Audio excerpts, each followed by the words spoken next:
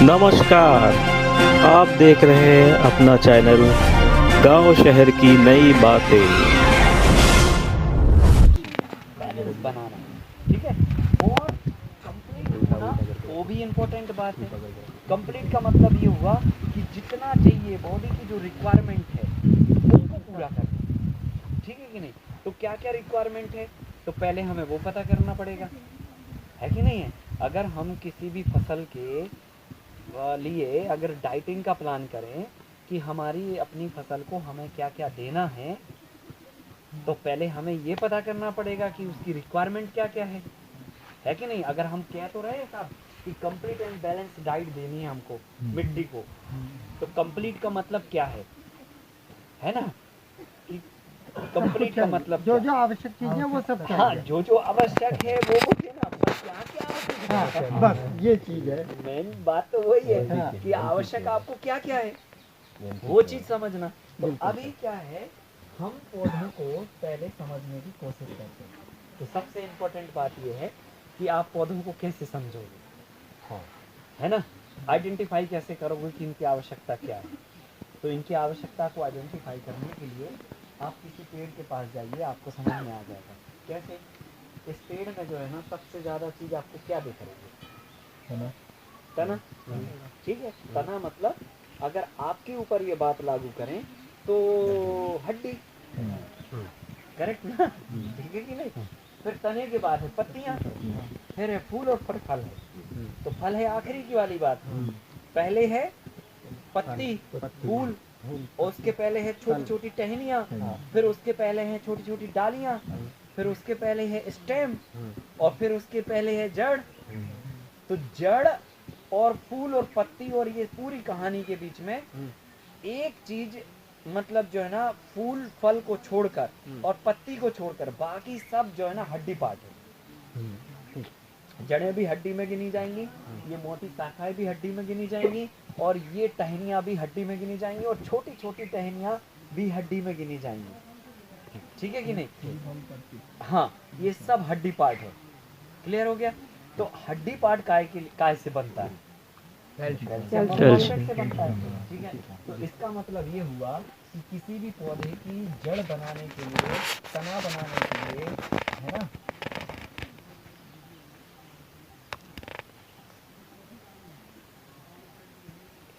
जड़ बनाने के लिए, तना बनाने के लिए, स्टेम बनाने के लिए हड्डी की ज़रूरत है, और हड्डी बनती है कैल्शियम और फॉस्फेट से। इसका मतलब ये है कि अगर किसी पौधे को आपको मजबूत बनाना है, उसको स्ट्रॉन्ग बनाना है, तो उसका हड्डी मजबूत होना चाहिए। और समझिए, जिसकी हड्डी मजबूत होगी उसी का साहब पूरा खोल मजबूत होगा, ठीक है कि नहीं। अब जिस पौधे की हड्डी कमजोर है तो वो डाली कमजोर बनाएगा, जिसकी डाली कमजोर है वो टहनियाँ कमजोर बनाएगा, जिसकी टहनियाँ कमजोर हैं तो वो पत्ती कमजोर बनाएगा, पत्ती कमजोर है तो फूल कमजोर बनाएगा, फूल कमजोर है तो फल कमजोर बनाएगा। कहानी खत्म हो गई। तो शुरू कहाँ से हो रही है? हड्डी मजबूत होने से, ठीक है। तो अब हड्डी मजबूत करने के लिए पौधे की जरूरत है कैल्शियम और फॉस्फेट। क्लियर हो गया। नंबर 2 पॉइंट, अब पौधे की दूसरी ज़रूरत क्या है जी। तो जैसे फॉर एग्जाम्पल हम सभी लोग ये बात जानते हैं कि जो भी हम फसल लगा रहे हैं उस फसल में जड़ तना बनने के बाद पत्ती बनती है जी, ठीक है। ठीक है। और पत्ती बनाने के लिए सबसे ज़्यादा ज़रूरी और पत्ती बनने के लिए जो आवश्यक तत्व है वो है नाइट्रोजन, ठीक है कि नहीं। तो ये आ गया नाइट्रोजन का दूसरा जरूरी तत्व है नाइट्रोजन, ठीक है कि नहीं। अब इसके बाद तीसरा जरूरी तत्व क्या है? तो पौधे के लिए फूल और फल आने की स्थिति के लिए ज़्यादा फूल और ज़्यादा फल आए और फल की चमक, शेप, साइज, संख्या ये सब अच्छा हो, उसके लिए ज़रूरी होता है पोटाशियम। तो यहाँ हम लिख देते हैं पोटाशियम। तो तीसरा जरूरी तत्व हो गया था पोटाशियम। क्लियर हो गया। अब देखिए, अब ये सारी चीजें हम यहाँ पर ये कर देते हैं। इसके अलावा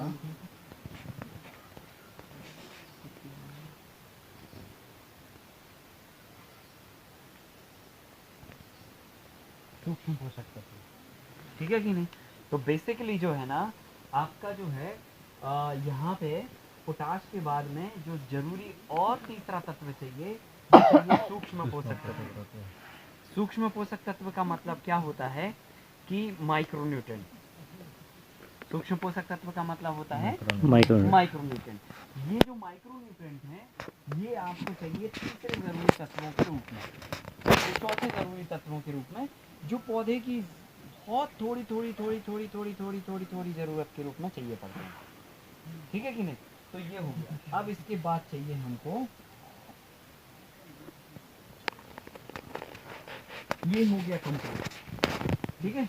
इससे हड्डी बनेगी, इससे पत्ती बनेगी, इससे फल बनेगा और इससे पूर्णता पोषण होगा। ये हमने निकाल लिया कि ये पौधे की जरूरत है, ये संपूर्णता है, ठीक है। अब संपूर्णता को हम रिप्लेसमेंट ऑफ केमिकल के रूप में देंगे। तो रिप्लेसमेंट ऑफ केमिकल का मतलब क्या, आप किस तरीके से देंगे, तो जैविक खादों से देंगे, ठीक है। जैविक खादों से देंगे तो जैविक खादों के लिए आपको इसका डेफिनेशन करना पड़ेगा। जैविक खाद की परिभाषा क्या है, तो जैविक खाद की जो डेफिनेशन है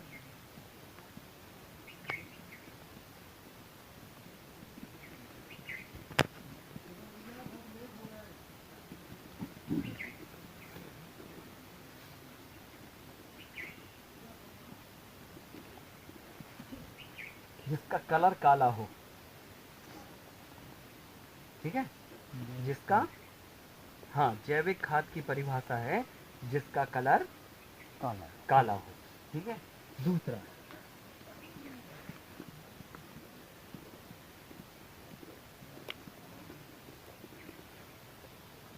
जिसका वजन हल्का हो, हल्का हो, ठीक है कि नहीं, जिसका वजन हल्का हो।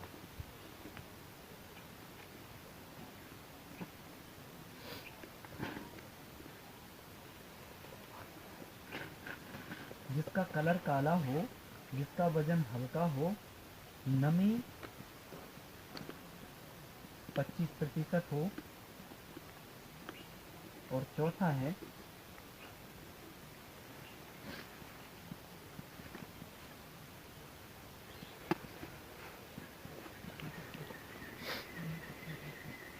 क्या हो, ये अगर 4 गुण हैं किसी भी मैटर में तो उसको आप जैविक खाद बोलोगे, नहीं तो नहीं बोलोगे। क्लियर हो गया। हम लोग जो है ना इस मामले में बहुत कंफ्यूज हैं, है ना। हम गोबर की खाद को जैविक खाद समझते हैं, हम 10 साल पुरानी खाद को जैविक खाद समझते हैं, 5 साल को जैविक खाद समझते हैं, कोई 3 महीने को जैविक खाद बोलता है, कोई कहता है ये ज़्यादा अच्छी है क्योंकि ये 5 साल पुरानी है, ठीक है कि नहीं। तो टाइम ड्यूरेशन से उसका कोई लेना देना नहीं है। खाद 2 महीने में भी बन जाती है और 10 साल में भी नहीं बनती। तो समय सीमा से उसका आइडेंटिफिकेशन नहीं होगा। हमारा आइडेंटिफिकेशन होना है कि भाई साहब कलर काला हुआ कि नहीं हुआ, वो चाहे 2 महीने में हुआ हो और चाहे 10 साल में हुआ हो, कलर काला होना चाहिए। क्लियर। नंबर 2, वजन हल्का होना चाहिए। आप जब मटेरियल को उठाओगे तो आप देखोगे तो बहुत भारी लगेगा आपको, और जब आप मतलब वो करोगे, कोई खाद को उठाओगे तो वजन बहुत हल्का लगेगा, ठीक है। फिर नमी कितना, 25%। नमी 25% को तरीका ये है कि आप कोई भी मटेरियल को कंप्रेस कीजिए तो उसका ढेला बन जाएगा, और वापस आप 2 फीट हाइट से छोड़ दीजिए तो बिखर जाएगा, ठीक है कि नहीं। और फिर जाके अगर ये हो रहा है तो समझ लो कि 25% नमी है, और अगर कंप्रेस करके वो ढेला बन गया और फोड़ने पे फूटा नहीं तो 25 से ज़्यादा है, और अगर कंप्रेस करने पे वो ढेला बना ही नहीं तो समझ लो कि वो 25 से कम है। तो वो हमें मेंटेन करना है, ठीक है ना। हाँ बस ठीक है, ये सब्जेक्ट हटा दो ना उनको भी, ठीक है। ये सब्जेक्ट हटा दो, तू रहने दो, और यहाँ पर जो है ना उन्नत कृषि का वो लिख दो, अकाउंट नंबर यहीं पे, ठीक है। और मैसेज बॉक्स में सर्च कर लेना उन्नत कृषि तो दिख जाएगा अकाउंट, ठीक है। पूरी डिटेल डाल देना और निकाल दो फिर से। तो ये चीज़ है। तो 25% नमी को आइडेंटिफाई करने का सिंपल तरीका है, क्योंकि अब इसमें देखिए कॉम्प्लिकेशन ये है कि अगर मान के चलो हम 25% नमी, तो अब साहब बैठ गए, अब हमें समझ में नहीं आ रहा 25% मतलब क्या भाई, है ना भाई। साइंटिस्ट तो क्या करेगा, अपना मीटर लगाएगा, ये लगाएगा, वो लगाएगा, वो सब अपना कर लेगा गणित, है मॉइस्चर चेक कर लेगा, वो कहेगा नहीं एक्यूरेट जो है ना 23.5 है जी जी, है ना। अब हमको तो मोटा मोटा समझ में आना चाहिए भाई 25% का क्या मतलब।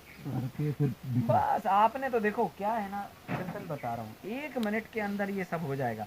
आपने कोई भी मटेरियल उठाया, ठीक है, कलर तो तुरंत दिख जाएगा, 1 सेकंड लगेगा कि ये काला है, पीला है, नीला है, हरा है, क्या है। काला है तो ठीक है, 1 नंबर पास हो गया ये।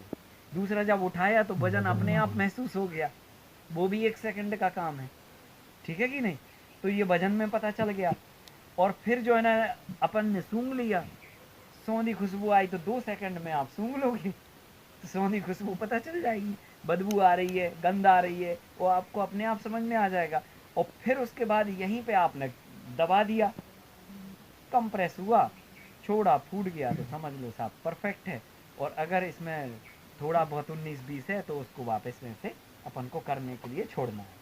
तो कितना मिनट लगेगा आप बताइए, 1 मिनट लगेगा आपको आइडेंटिफाई करने में, खत्म हो गया। इतना सरल होना चाहिए और समझ में आना चाहिए हमको, है ना, हमारे दिमाग में वो चीज़ बैठ जाना चाहिए। तो ऐसे सिंपल बनाने के लिए अपन ने ये किया, क्योंकि हम पूरा देश घूमा, अब पूरा देश में सब गड़बड़ कर रहे हैं। जैविक खाद का डेफिनेशन किसी को नहीं पता था। यदि नमी ज्यादा है कोई बोल रहा है कि वो 5 साल पुरानी खाद को जैविक खाद बोलते हैं, कोई कहता है वो जो रोड पे ढेर लगा रहता है, घूरा लगा रहता है, उसको जैविक खाद बोलते हैं। कोई कहता है साफ पिट बनाओ और 4 महीने में बन जाएगी, उसको जैविक खाद बोलेंगे। कोई खड्डे की बात कर रहा है कि खड्डा बनाओ और ये 2 महीना लगेगा इसमें और 2 महीने बाद ये बन जाएगी, पर आइडेंटिफिकेशन नहीं है उसका, डेफिनेशन नहीं है। और जब तक हम आइडेंटिफिकेशन और डेफिनेशन पे नहीं जाएंगे तो इतनी कंफ्यूजिंग हो जाएगी, क्योंकि कोई 5 साल कह रहा है, कोई 2 साल कह रहा है, कोई 2 महीना कह रहा है, कोई 5 महीना कह रहा है, कोई 6 महीना कह रहा है। तो हम तो समझ ही नहीं पाएंगे कि कितने वाले को हम खाद बोले। तो ये वाली कंडीशन को आप खाद बोलिए।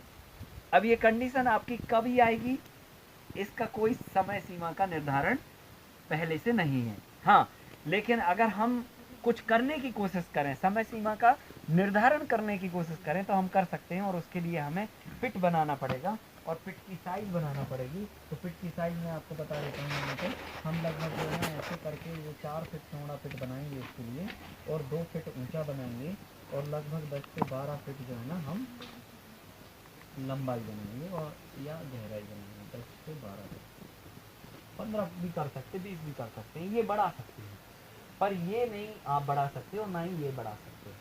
क्लियर हो गया। तो मोटा मोटी बात ये है कि हम 4 फीट चौड़ा, 2 फीट ऊंचा, 10 से 12 फीट लंबा पिट बनाएंगे।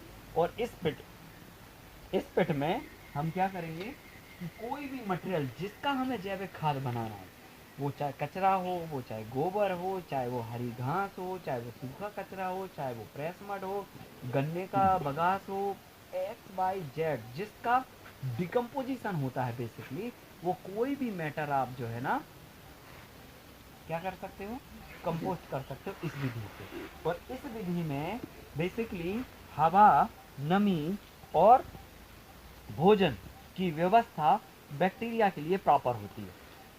विज्ञान समझिए आप खाद बनाने का। खाद किसको बनाना है, जीवाणुओं को, बैक्टीरिया को, आपको तो बनाना नहीं है, ठीक है। और ना ही कोई ऐसी कोई प्रोसेस होने वाली कि आप बटन दबाइए तो ऑटोमेटिकली हो गई। सही है कि नहीं, अल्टीमेटली बैक्टीरिया ही को काम करना है ना।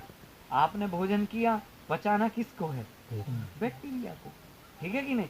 अब बैक्टीरिया को जिंदा रहने के लिए क्या चाहिए, तो देखो संसार में लिविंग ऑर्गेनिज्म की जो डेफिनेशन है वो हम आपको पहले ही बता चुके। पहले देख, भोजन, पानी और हवा, ये 3 चीजों से सब लोग जिंदा हैं। हम, आप से लेके मच्छर, पेड़ पौधे से लेके वनस्पति से लेके जीव जंतुओं से लेके गाय बैल भैंस गधा घोड़ा से लेके सब कोई भोजन, पानी और हवा चाहिए सबको जीने के लिए। और इन 3 में से अगर कोई भी एक चीज एब्सेंट हुई तो जीवन जो है ना वहीं रुक जाए, खत्म। क्लियर हो गया।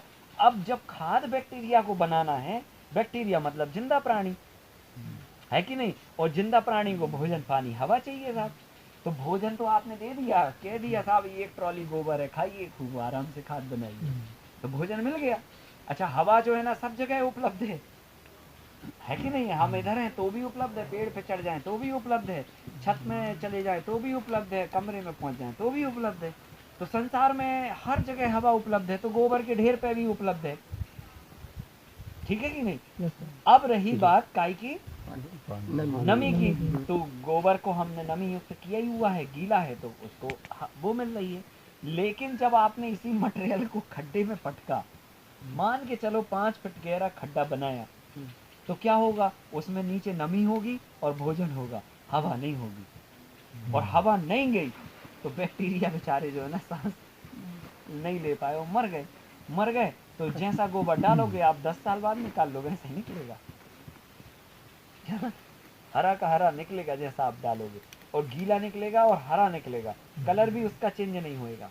कच्चा गोबर निकलता है साहब, पर गहराई पे आपको डालना पड़ेगा, या गहराई पे डला हुआ गोबर होगा तो वो कच्चा निकलेगा। तो बेसिक साइंस यही है कि आपको ये साइज का आपको पिक बनाना है, ताकि बैक्टीरिया को सांस मिल सके और बाकी जो उसको काम करने के लिए ज़रूरत वाली चीज़ें हैं वो सारी चीज़ें मिल सकें। क्लियर हो गया? तो ये चीज़ आपको करनी है। ये